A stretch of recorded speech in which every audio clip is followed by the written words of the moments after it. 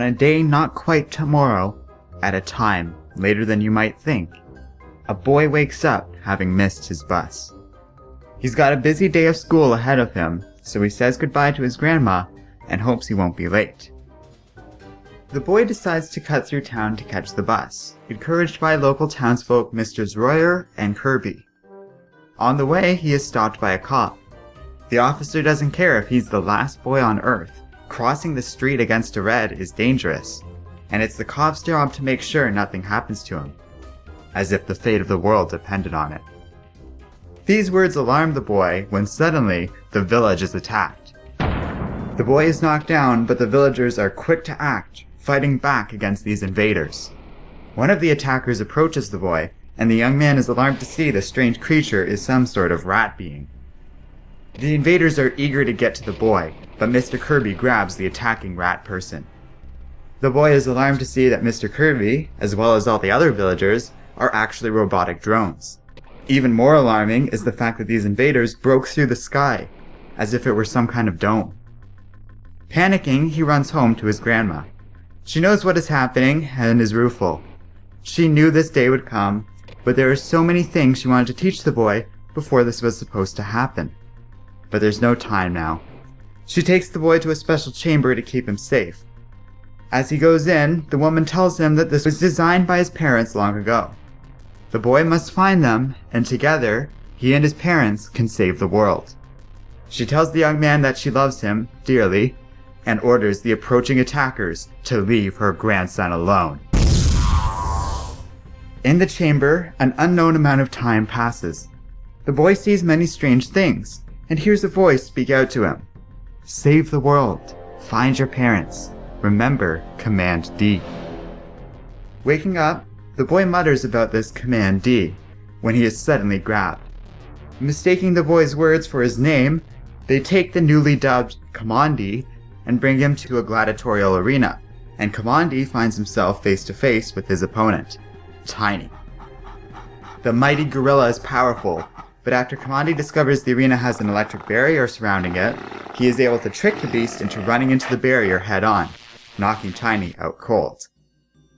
From the stands, a tiger named Prince Tufton observes this. These were no random acts on behalf of a savage animal. This Kamandi just demonstrated incredible wit and cunning. He demands that the animal be brought to him. Kamandi is taken to Tufton and one of the prince's subjects, Dr. Canis. The noble demands that the doctor provide an explanation for all of this. This specimen seems to be able to parrot speech, and he was found with books, which would indicate a level of intelligence such beasts don't normally have.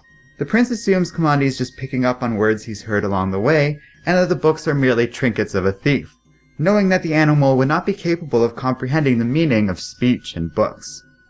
The prince leaves the doctor to investigate this further, and after he leaves, the scientist is quickly able to discover that Kamandi does indeed seem capable of both understanding and responding to him. The doctor finds this unbelievable, quickly inspecting the boy for any surgical alterations that might explain this, but he comes off short of any explanation for this odd behavior. Kamandi tells the doctor he isn't sure where he came from exactly, or what is happening here. He does know that there has been some kind of disaster, and remembers that he must find his parents. The doctor says that won't do. The world is much too dangerous to wander out on some mad quest. He'll be dead and eaten within hours. There's a life for him here, as a gladiator in Tiger City. The doctor decides to take him outside, showing the young man the city and a statue of their ruler, the father of Prince Tufton, the Great Caesar. Kamandi spies a symbol he recognizes, but the doctor refuses to let him anywhere near that area. He says it is the Hall of War and is forbidden to all animals. The Great Caesar then returns to Tiger City with a massive procession of soldiers. The people cheer on as his repurposed tank enters the city, with the remains of his enemies in chains behind him. Caesar brings the people an additional trophy on top of the slaves with the instrument of the gods, the holy warhead that gave birth to this world. Kamandi recognizes his device as a nuclear bomb and begins to panic. This could kill everyone. He escapes the doctor's grasp and decides to go into the forbidden Hall of War.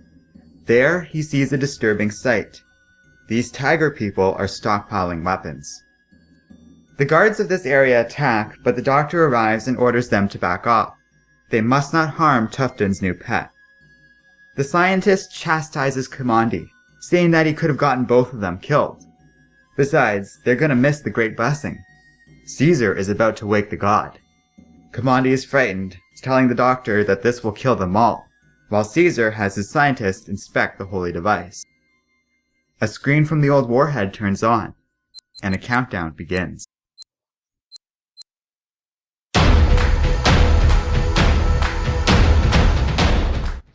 Hello and welcome to Comic Island. My name is Arden, and this is my recap and review of Kamandi Challenge number 1. So this is a really cool issue. The Kamandi Challenge is based on a series originally created by comics legend Jack Kirby after DC failed to get the rights to make Planet of the Apes comic books. You can see the inspiration of that and where this series came from bleeding through into this issue, but DC actually added a really neat twist to the whole affair that really has perked my interest with the Kamandi Challenge. So the idea is that this will be a 12-part limited series, with each issue featuring a different creative team. There's no plan here. One author simply comes up with a story for their issue, leaving a cliffhanger for the next writer to find their way out of and tell the next part of the story. Hence the Kamandi Challenge. Who can make the best trap for the next writer? Who will escape the cliffhanger without resorting to hack writing? Who will win the Kamandi Challenge? We actually get to see this in action in the first issue. DC bigwig Dan Didio wrote the first half of this comic up until the fight with Tiny.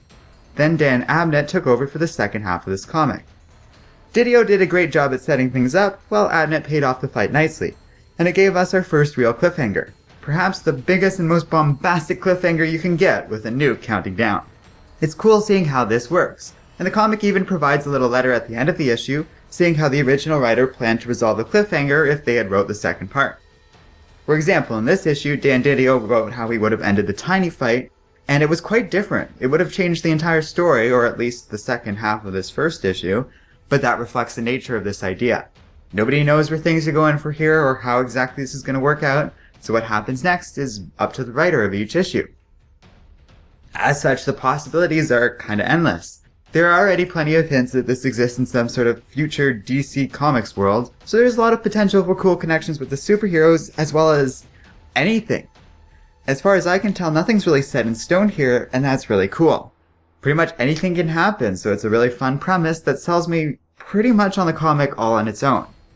It actually reminds me a bit of George R.R. Martin's Wildcard series of anthology stories that all take place in the same universe. I like the idea of a shared creative project like this, so it makes for a cool experimental piece overall. But even taking aside all the cool ideas of this series, the comic itself is great too. There's solid art and some great writing.